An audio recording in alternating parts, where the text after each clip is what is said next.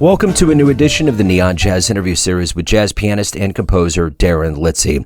We get into his new 2026 album, On My Own Time, and his ride in the world of jazz. He has been performing professionally in a wide variety of settings for over 15 years. And over his career, he has been with world-renowned artists, and even in 2009 to 10, he was the touring keyboardist for singer Andrew Strong of the band for the 1991 film The Commitments. He has appeared on 6 records as a sideman, 2 as a leader, both of which were released on Summit Records to critical acclaim. On My Own Time is a stellar project and emblematic of his career on the rise. We cover all of this and so much more. Enjoy this interview. It's great to reconvene and talk about the music, talk about On My Own Time, your career in music. So again, thank you for taking a minute out for Neon Jazz today. Well, thanks so much for having me on, Joe. It's great to be with you. And looking forward to discussing everything about the wonderful world of music.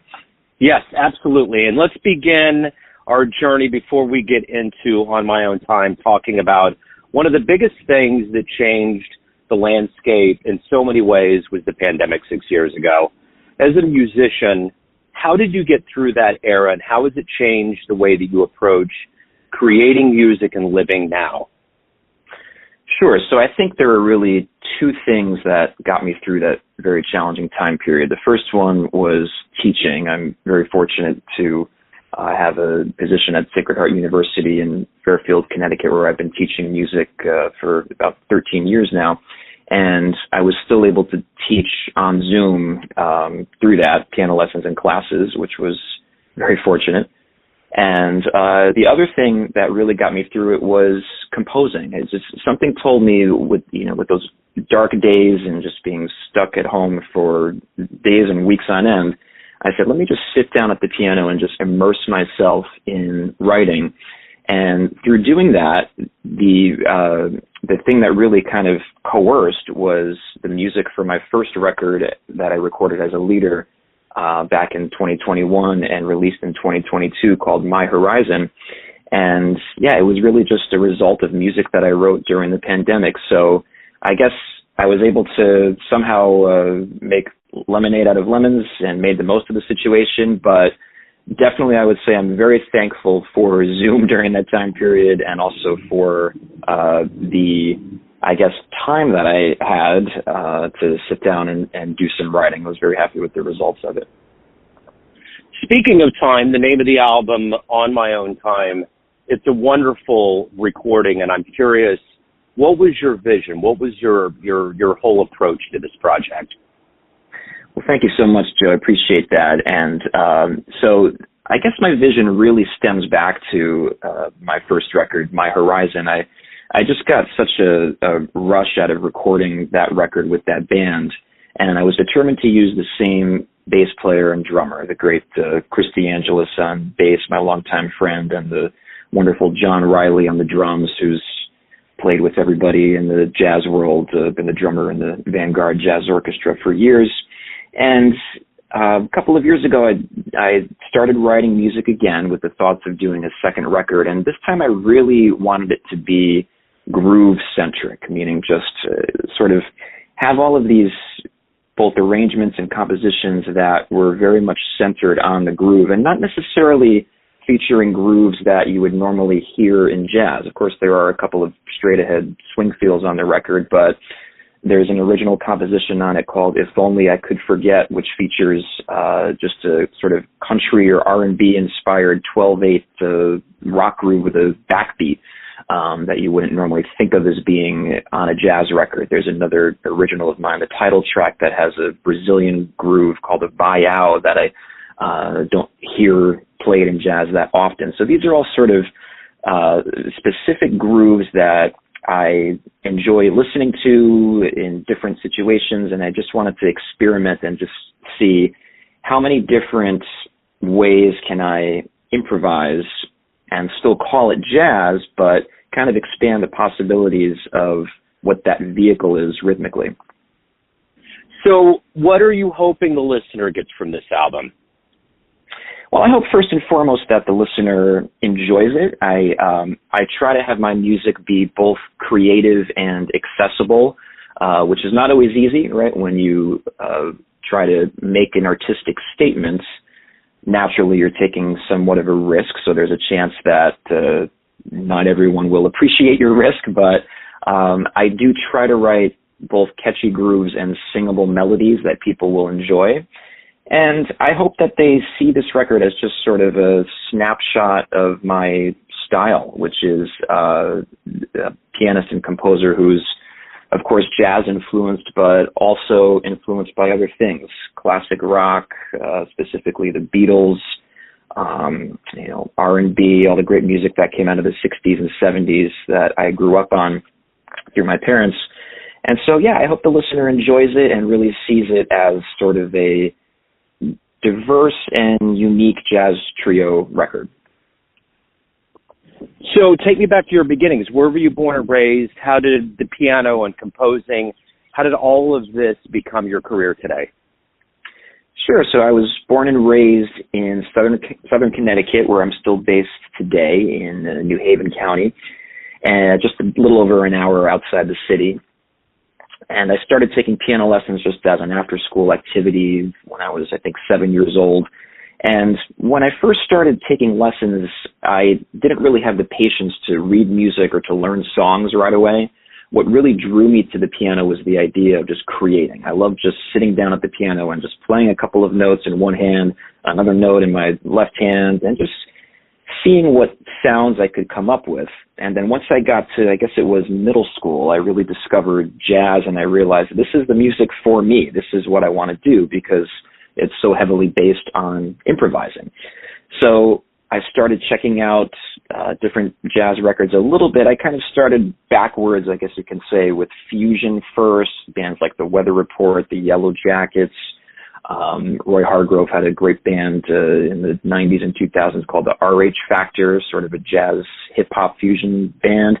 And then from there, I just followed the trail on liner notes, looking at these liner notes saying, okay, who's this sax player, Wayne Shorter, who played in the Weather Report? Oh, he was in the Miles Davis 60s Quintet. Who's this piano player, Herbie Hancock? So I was just sort of following this family tree of great musicians, and that just furthered my interest in jazz, and basically the writing kind of came along with the piano playing, and that I wanted to both emulate these great pianists and musicians I was checking out, and also in some form emulate these great songs that they were playing. I wanted to write things that sounded as good as these songs were that I was listening to on all these great jazz records.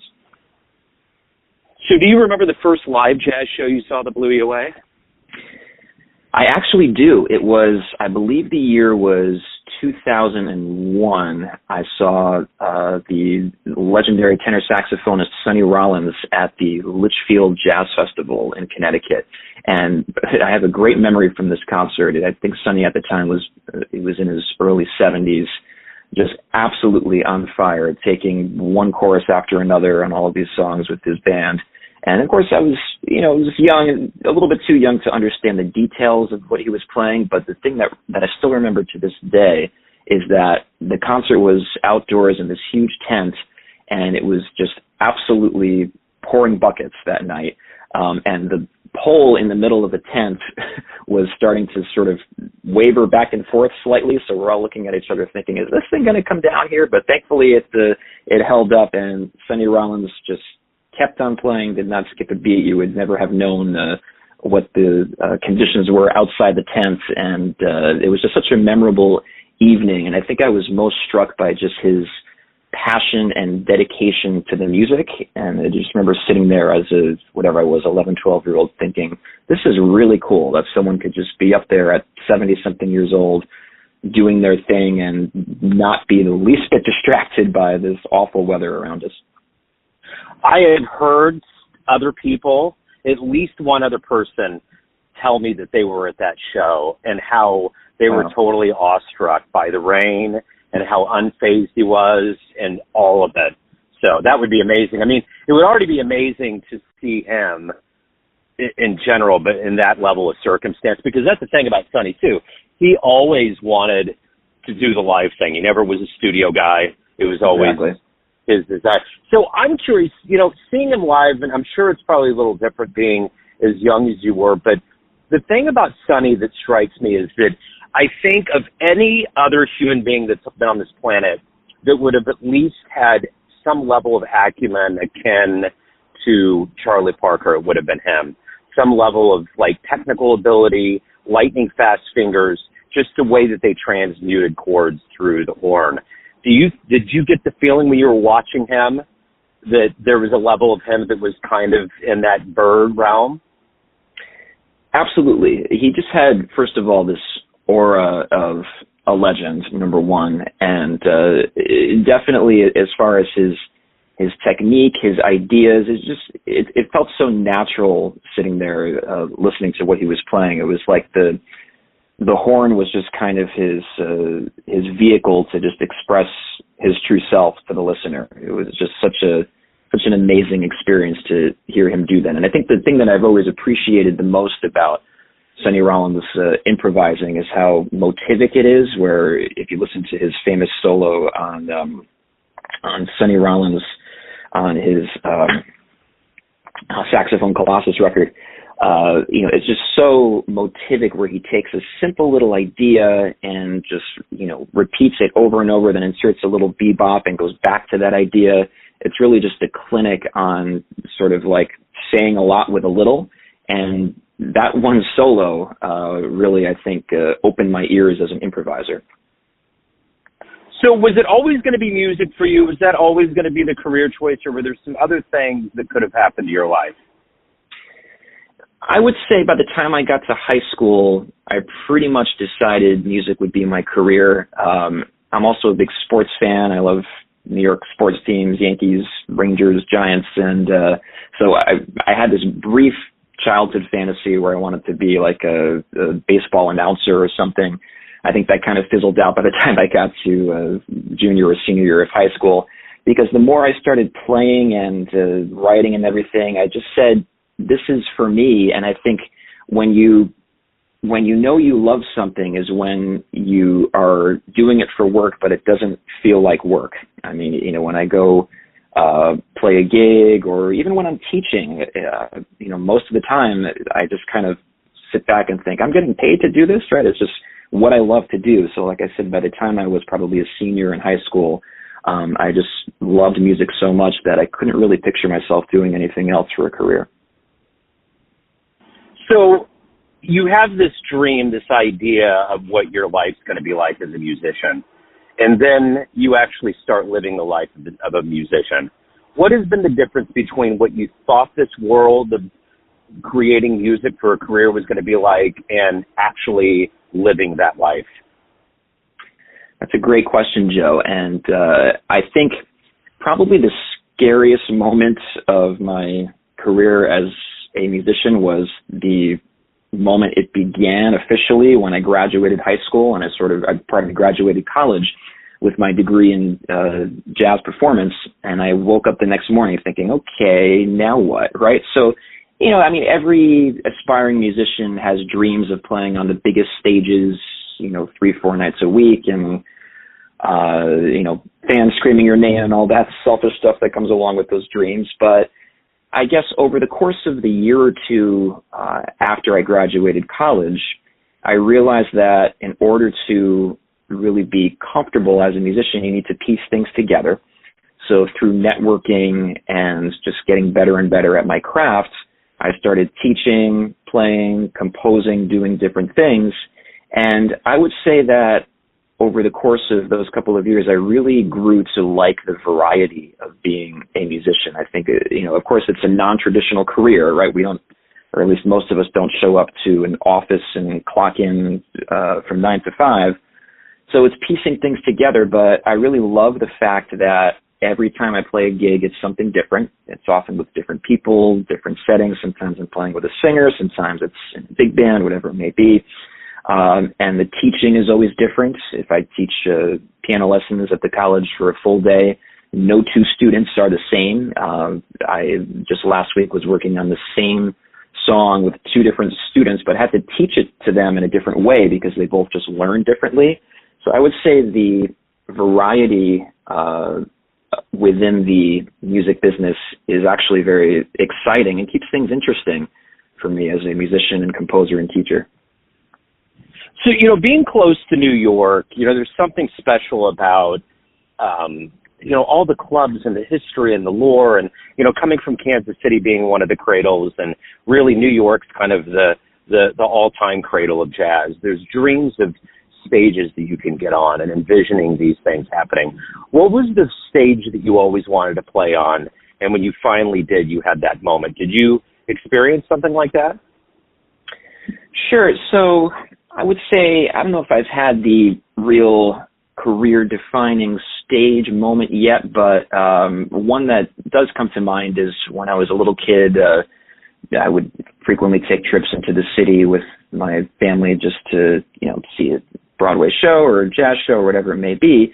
And right in the heart of Times Square, there was a now defunct, but at the time bustling club called B.B. King's Blues Club right on 42nd Street. And I remember just driving by it thinking like, wow, it just looks like New York, just like seeing that name on the marquee. And I was just kind of thinking someday I would love to play there. And then I actually did end up playing a gig there right when I got out of college back in 2009. I had this cool little experience where I toured twice with this great rock singer from Ireland named Andrew Strong, who was the singer of the band and the film from the early 90s called The Commitments. So we did a little East Coast tour and a West Coast tour, and one of the shows was at B.B. King's Blues Club, and it was just this surreal moment thinking, okay, this is the club that I just drove by with family, countless number of times as a kid, and here I am playing on the stage. And then more specifically with jazz, I got to sit in a couple of jam sessions a few times at the former Fat Cat, which is now the Cellar Dog, and that was a great experience. Someday I hope to be able to play at the Village Vanguard, perhaps. That would be definitely a career goal. We'll see what happens. But, you're right, Joe, that there's just something about those New York clubs where you just can't replicate that same atmosphere anywhere else. Just the aura of those clubs is just something that you sense as soon as you walk in the door. So what do you like the best about being a professional musician in a very ever-evolving craft of improv? What is it that you every day you wake up that you look forward to being a professional musician? I think it's the thrill of trying new things musically. I love the fact that you never reach a point where you've learned enough or you've listened to enough. I really try to force myself every week to check out something new, whether it's as simple as a new YouTube video of a pianist who someone recommended to me, or a new song on Spotify, whatever it may be, just something new that I haven't listened to before.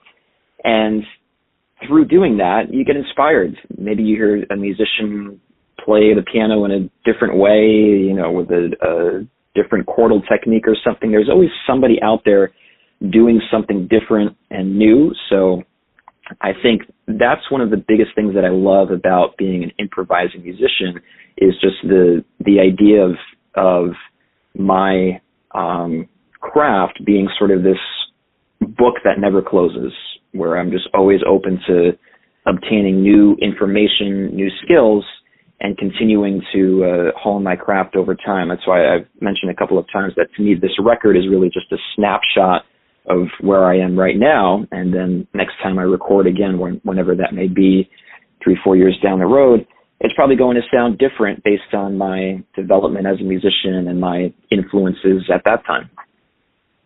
So why do you love this art form we call jazz? I think what it comes down to is that creative aspect that I mentioned just goes back to, which goes back to when I was a kid, how I just always loved sitting down and creating.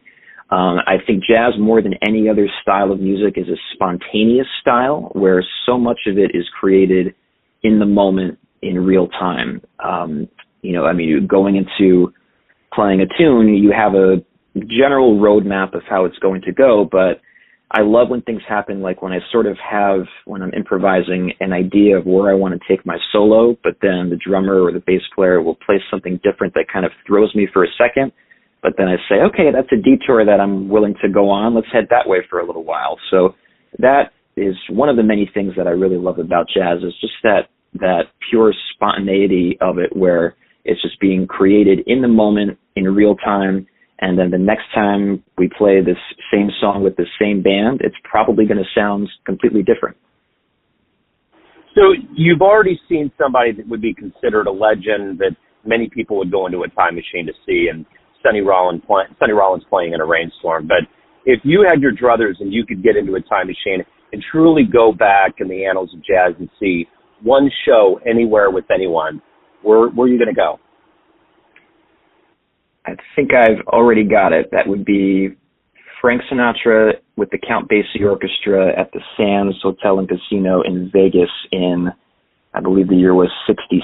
And I say that because that live record is probably my favorite live record of all time. Just the sound of that hard-swinging Count Basie Orchestra with Frank Sinatra's velvety voice over that. It's just one of the records that my father, who's probably the biggest Frank Sinatra fan north of Hoboken, introduced me to when I was a kid.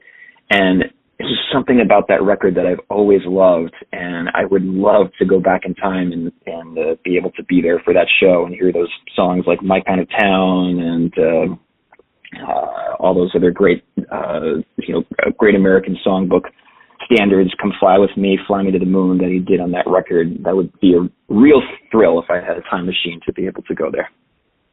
You know, I think I found that record at a thrift store, and it was really cheap. And I remember thinking it was a gem. But also Frank was really chirpy on that album, like talking and yucking it up, right? Joking with everybody. I mean, that was a great recording. He was having a good time for sure. Yeah, totally. Everybody was in a good mood. And how could you not with Count Basie back there doing it up? I mean, that's oh my God, I love it. And speaking of the Count Basie Orchestra, just in general about that band, what I've always loved the most about them is how you would have these just hard swinging, blaring shout choruses with the trumpets, at full blast, and then immediately after that, it goes down to Count just going, ba-dum, bum, ba-da-dum, with just the most subtle, understated, pianistic little ideas in his right hand. I mean, just the contrasts within that band was so fascinating to me. And they came to Kansas City last year on International Jazz Day, and it was even the incarnation of that band right now. All of those nuances are totally a part of their repertoire. So it's pretty cool to see.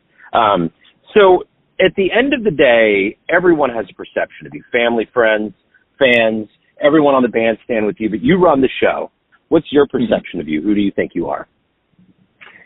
Ooh, wow, that is a very deep question. I would say, above all else, I see myself, and I hope other people see me, as an authentic musician and an authentic person. I think I try to play music and write music that's just true to who I am and my influences, and not necessarily thinking about what's supposed to be played or heard. And I try to adhere to those same standards as a person, too, to just be myself and hopefully treat others the way I would like to be treated, of course. Just be someone who's seen as authentic and real. So if anybody wants to catch you live, if they want to get the new album, anything and everything about your world, where's the best place for people to go? Sure. So they should absolutely hop on my website, darrenlitzie.com, and you will see right on the main page there a link to my link tree where you can either listen to or purchase the new record on my own time from wherever you like to get your music. And then on my performances page, you will see my upcoming performances. I have a really nice one coming up at the end of May at the Side Door Jazz Club in Connecticut with this great bassist I work with, Jeff Fuller, who worked with Lou Donaldson and Paquito de Rivera in the 80s. And I'll be posting some more upcoming events on there as well, but absolutely my website, and then the record's available on Amazon and wherever else you get your music. So perfect. Darren, great to meet you, man. Thank you so much for taking a minute out today again. Love the album. It's going to be a joy to profile it on the show, so thank you so much. Thank you so much for having me on, Joe. Really appreciate it, and thanks for taking the time to listen to it. Thanks for listening and tuning into another Neon Jazz interview, where we give you a bit of insight into the finest players and minds in Connecticut, New York City, Kansas City, and spots all over the world, giving fans all that jazz. And thanks to Darren for coming on by the show. If you want to hear more Neon Jazz interviews, you can find us on Spotify and Apple Podcasts. Subscribe to us at YouTube, and for everything Neon Jazz, go to theneonjazz.blogspot.com. Until next time, enjoy the jazz, my friends.